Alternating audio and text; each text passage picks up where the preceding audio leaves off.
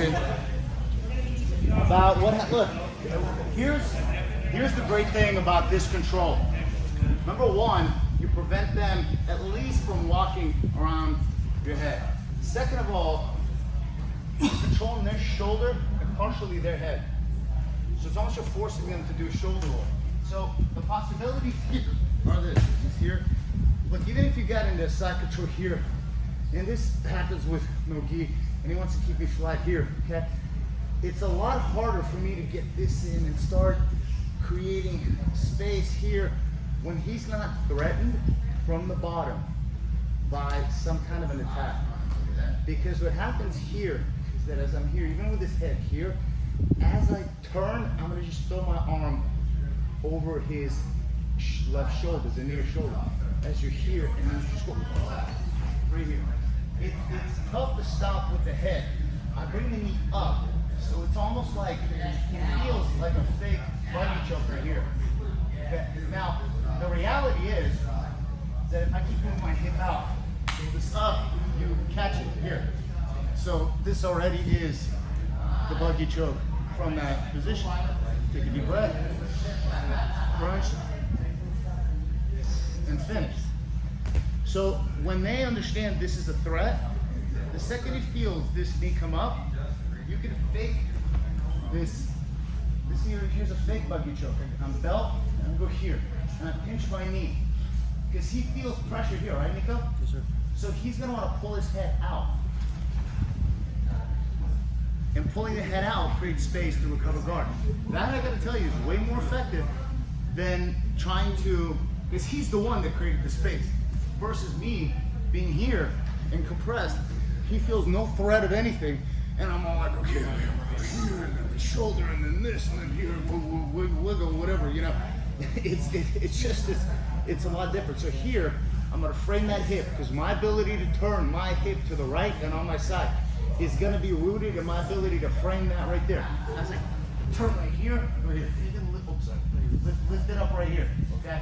So what happens here is that, like Nico was asking, well, are you afraid of the back or the mount?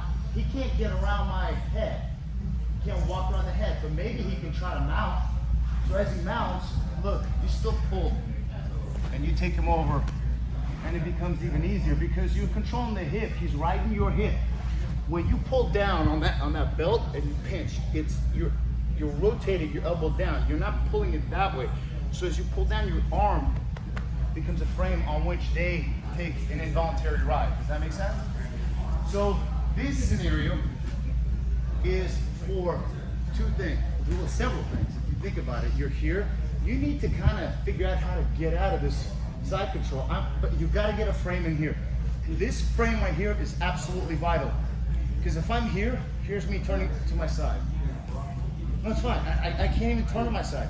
I have to create this frame here so I can turn my side. This is absolutely vital. And I keep framing it. If I don't, he's going to walk around the head, and all of this is almost like futile. Okay? So as I'm here, I'm framing the leg, framing the head right here. I mean, his hip right here. I bring this knee up because why wouldn't I? Why would I not bring that knee up and create pressure here? Because I'm twisting down, pushing his head down. Because for those of you who may be able to do it, maybe you'll be able to get it. Who knows?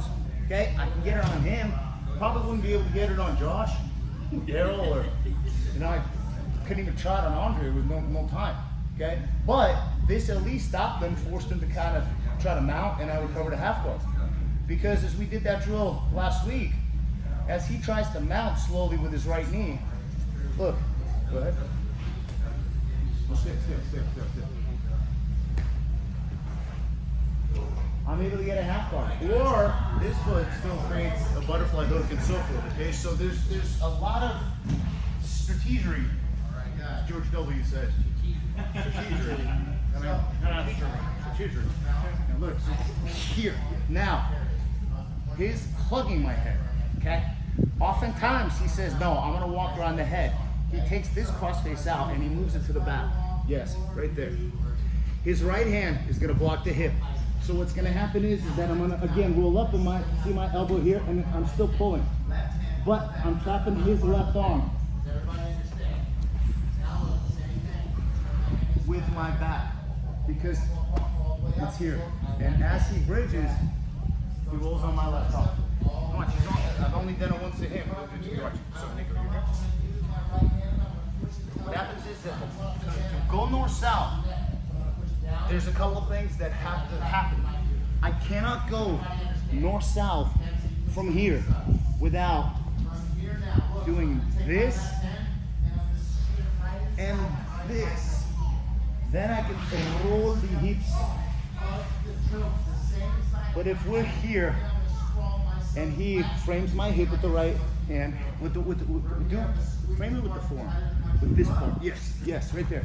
Because now you can take your feet, plant them, and just throw your left hand over my back. Yes, yeah, reach deep, yes. Yeah, just grab the back, whatever you can.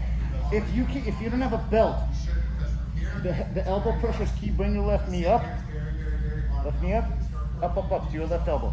Bring your left knee up to your left elbow. There you go, and stay on your side. That kind of feels like it sucks. So what happens is that I'm gonna bring this hand here to control his head. I'm not gonna have my hands here because he can easily recover guard. Put my hand here. Hold on. And my right hand goes to this hip as this hand is framing my hip. So now from here, slowly, Nico, put your feet on the mat. Give me head pressure with that elbow. Lift your hips.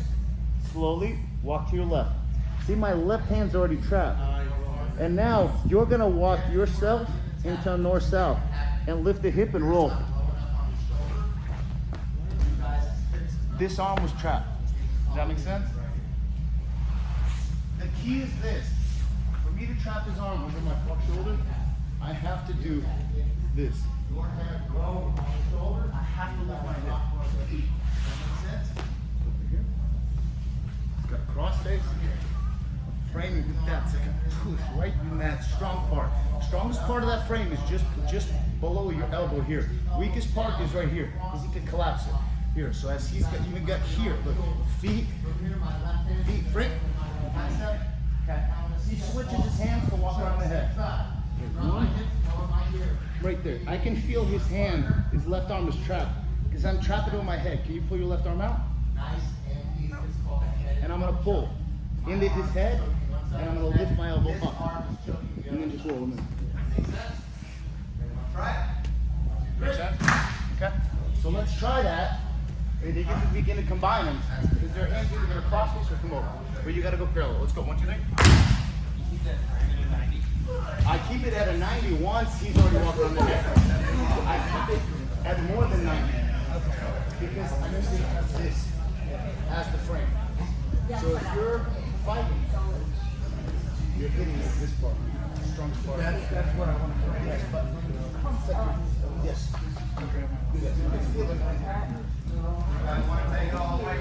Eli, your right elbow.